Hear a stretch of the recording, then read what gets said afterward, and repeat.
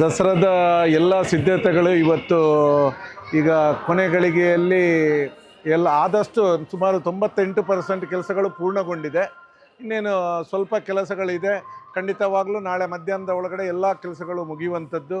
ಈ ಬಾರಿ ವಿಶೇಷವಾಗಿ ಮಂಗಳೂರು ದಸರಾ ಇನ್ನೊಂದು ಮುಕುಟವನ್ನು ಧರಿಸಲಿಕ್ಕಿದೆ ಅಂತ ನಾನು ಹೇಳಲಿಕ್ಕೆ ಇಚ್ಛಿಸ್ತೇನೆ.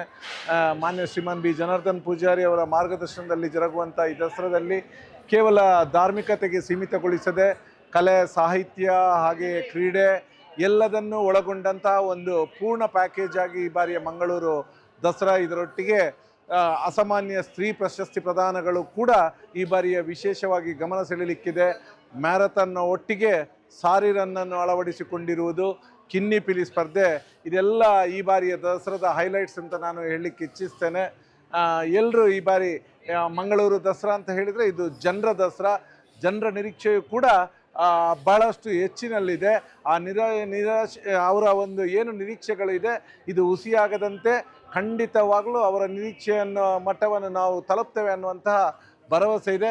ಆ ಗೋಕರ್ಣನಾಥ ಮತ್ತು ನಾರಾಯಣ ಗುರುದೇವರುಗಳು ಖಂಡಿತವಾಗಲೂ ಪೂರ್ಣ ಅನುಗ್ರಹದಿಂದ ಈ ಎಲ್ಲ ಕಾರ್ಯಕ್ರಮಗಳು ಯಶಸ್ವಿಯಾಗಿ ಜರುಗುತ್ತೆ. ನಗರದ ಸೌಂದರ್ಯೀಕರಣ ಮತ್ತು ದೀಪಾಲಂಕಾರಕ್ಕೆ ಈ ಬಾರಿ ಯಾರು?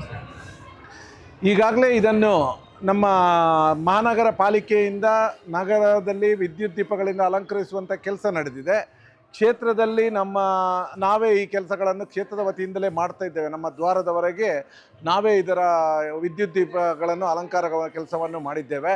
ಅದಲ್ಲದೆ ಈಗಾಗಲೇ ನಮ್ಮ ಮೆರವಣಿಗೆ ಸಾಗುವಂಥದ್ರಲ್ಲಿ ಇವತ್ತು ನಾವು ನೋಡ್ತೇವೆ ಮಂಗಳೂರು ದಸರಾ ಈ ಮಟ್ಟದಲ್ಲಿ ಯಶಸ್ವಿ ಕಾಣಲು ಈ ನಮ್ಮ ನಗರದಲ್ಲಿ ವಾಸಿಸುವಂಥ ಜನಗಳು ಕೂಡ ಹೌದು, ಅವರವರ ಅಂಗಡಿ ಮಟ್ಟುಗಳ ಹಾಗೆ ಮನೆಗಳ ಮುಂದೆ ಅವರಾಗಿ ಅವರ ಬಿಲ್ಡಿಂಗ್ಗಳನ್ನು ವಿದ್ಯುತ್ ದೀಪಗಳಿಂದ ಅಲಂಕೃತಗೊಳಿಸೋದ್ರಿಂದ ಈ ಮಂಗಳೂರು ದಸರಾದ ಮೆರಗು ಇನ್ನಷ್ಟು ಹೆಚ್ಚಿದೆ.